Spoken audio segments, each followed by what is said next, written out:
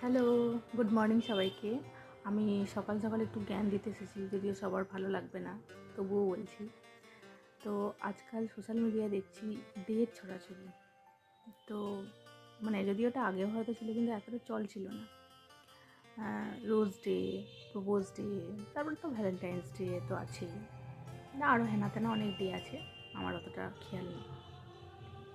তো রোজ ডের দিন রোজ দিতে হবে, প্রপোজ ডের দিন প্রপোজ করতে হবে, মানে বলতে হবে আমি তোমাকে ভালোবাসি বা আমার তোমাকে ভালো লাগে, যাই হোক কিছু একটা বলতে হবে।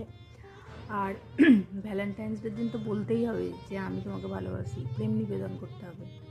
তো আমার কথা হচ্ছে, রোজ যদি দিতেই হয়, ফুল যদি দিতেই হয়, তাহলে একটা দিনই কেন, রোজই তো দেওয়া যায়।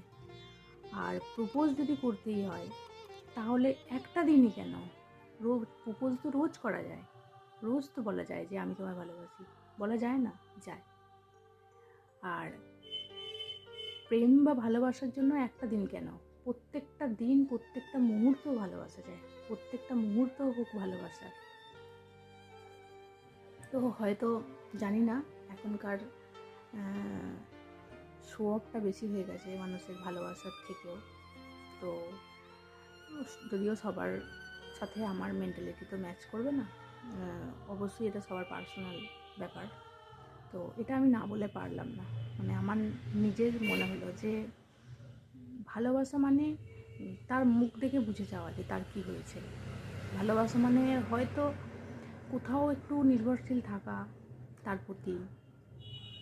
ভালোবাসা মানে তার প্রতি মায়া। ভালোবাসা মানে